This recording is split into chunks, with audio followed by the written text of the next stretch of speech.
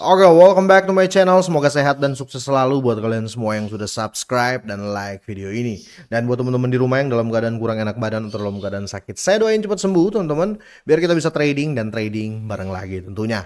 Oke, kita langsung saja. Di video kali ini saya akan bahas Pepcoin ya, seperti apa ke depannya, dan saya akan memberikan technical analysis sedikit ya.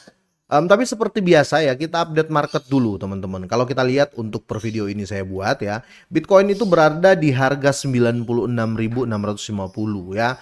Ini terjadi koreksi 0,29% dalam 24 jam. Tapi kalau untuk 7 hari ya, 7 hari ini masih kenaikan 1,83%, dan kalau kita lihat ya sudah di atas 95.000 ya, tepatnya di 96.600-an. Dan kalau kita lihat untuk 7 hari sepertinya Bitcoin hanya lari sendiri ya, karena di sini dalam 7 hari berbagai aset terlihat koreksi, apalagi untuk Pepcoin ya.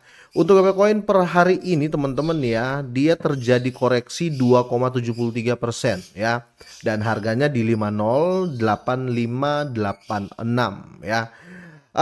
Bagaimana perkembangan selanjutnya? Apakah ini terjadi begitu saja ataupun ada sebab? Nah, di sini ada dua artikel ya yang akan coba saya compare biar bisa menemukan apa yang terjadi dengan Pepcoin. Kira-kira seperti itu. Untuk artikel pertama sebenarnya sudah bagus teman-teman ya. Setelah saya cek di tanggal 31 Maret ada Well ya, dia memasang long di Pepcoin ya. Dan itu nggak main-main ya, dia pasang long itu dengan jumlah marginnya 27,53 juta dolar ya. Ini gede banget teman-teman ya. Ya karena gede makanya dia pasang leverage hanya 10 kali. Jadi dia mau main aman. Tapi apakah dia sudah cuan? Dia sudah cuan. Makanya terdetek teman-teman ya. Di sini ada pemulihan harga Pepcoin, tapi ini terancam dengan penjualan masif oleh para well ya. Jadi kemungkinan penurunan yang terjadi dalam minggu ini 10% teman-teman ya. Bisa jadi orang ini, bisa jadi ya, karena dia ini nggak sedikit teman-teman ya, 27 juta ya, hampir 28 juta dolar ya, kira-kira seperti itu. Ya kalau seandainya dia close ya, otomatis ya tidak ada PEP lagi yang dia pegang. Tapi ini di derivatif ya teman-teman ya, di derivatif. Jadi ini bukan dia beli koinnya. Sekali lagi ya, ini di derivatif ya. Kecuali dia masuk ke spot ya, kecuali dia masuk ke spot dengan jumlah segede ini, kemungkinan harga PEP itu akan melambung lebih tinggi ya, kemungkinan seperti itu. Kita langsung lompat ke berita ini ya. Jadi pemulihan harga PP Coin ini terancam dengan penjualan masif oleh para well ya. Kok bisa ya? Di sini harga PP Coin ini terancam turun akibat aksi jual dari well, dan benar saja ya, dalam 10 hari ini ya, dalam 7 hari sudah terjadi penurunan 10%. Di sini harga PP Coin saat ini menghadapi tekanan jual besar-besaran dari pemegang dalam jumlah besar yang dikenal sebagai well. Jadi mereka kalau jual pasti market goyang. Ya, kenapa seperti itu teman-teman ya? Karena mereka itu jualnya banyak banget ya. Dari data sentimen ya menunjukkan bahwa jumlah token PEP yang dimiliki para investor besar ini kini mencapai 149,7 triliun. Sorry ya, 148 ya, 7 triliun. Ini turun sekitar 41 triliun dari puncaknya di bulan Februari tahun ini saat mereka menguasai sekitar 165 triliun token. Bayangin ya, dari 165 triliun koin PP yang dipegang oleh beberapa well, kini 148. Ada apa ini? Apakah mereka flip langsung ke Bitcoin atau sebaliknya ya? Mereka flip dari Bitcoin ke Pepcoin untuk dijadikan Pepcoin ke Bitcoin ya, terus dijadiin margin ya, bisa jadi seperti itu. Karena market kali ini volatile ya. Ini penyebab yang bisa dibilang ya sangat-sangat masuk akal ya. Banyak well yang menjual ya. Kemungkinan teman-teman ya, kalau berita ini kan update-nya tanggal 2 teman-teman ya.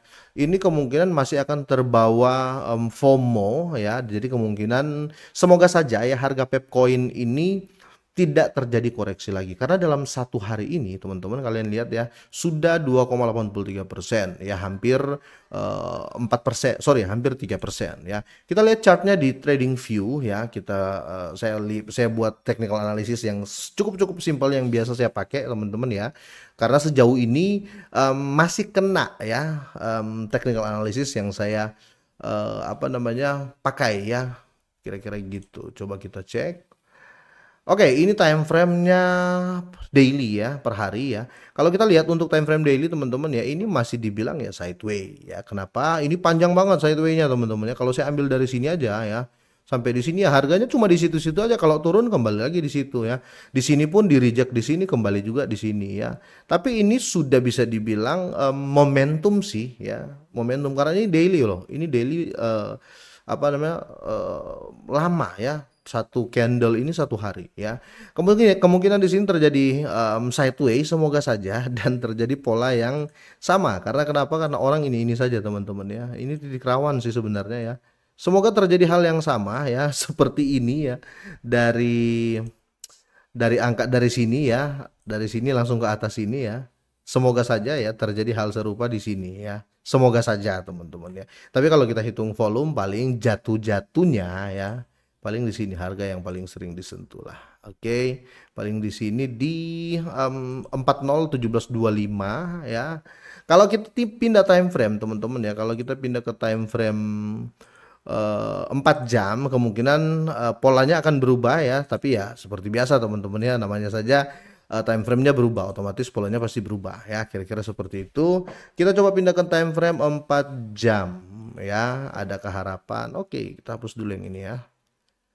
Nah, kira-kira seperti ini ya. Untuk time frame 4 jam, kita nggak usah ambil yang jauh-jauh. Ini jujur saja ya, ini dalam posisi tren turun ya. Kenapa seperti itu? Ini time frame 4 jam loh tuh, teman-teman ya. Dan kalian bisa lihat di sini, ini apa namanya, sentimennya negatif sih menurut saya karena di reject di sini, teman-teman. Kalau kita lihat ya sudah sampai di titik ini ya. Ya kemungkinan ya masih terjadi penurunan tapi dengan volume yang kecil ya, dengan volume yang kecil, jadi tidak langsung tebal-tebal merahnya, paling ya gini gini gini gini gini gini gini gini, paling kita akan tunggu di titik support yang pertama kali terjadi candle break di sini ya, di sini. Jadi kita tunggu kemungkinan di harga ini ya teman-teman ya, di harga ini, di harga 40829 ya. Semoga dia nggak nyampe sih ya, semoga dia nggak nyampe, atau kalaupun nyampe jangan sampai dia melebihi penurunannya ya, karena kalau kita lihat jadi reject juga di harga yang sama. Kalau seandainya dia turun kemungkinan akan ketemu di sini teman-teman ya, di harga yang paling banyak disentuh di 50715 ya, kira-kira seperti itu. Nah, ini sedikit dari technical analysis saya yang saya berikan, tapi seperti biasa teman-teman ya, kita harus compare dengan berita atau news yang bagus, kira-kira seperti itu. Karena kenapa? Kalau kita berbicara technical analysis ya, belum ada orang yang membuat technical analysis dan 100% akurat sesuai dengan harga-harganya ya. Karena ya otomatis kita harus memperhitungkan Bitcoin domination ya, dominasi Bitcoin. Kalau seandainya Bitcoin terjadi penurunan ya, otomatis ya semua market pasti goyang ya, kira-kira seperti itu. Oke, kira-kira sampai di sini teman-teman. Semoga ini bermanfaat ya. Semoga sehat dan sukses selalu buat kalian semuanya.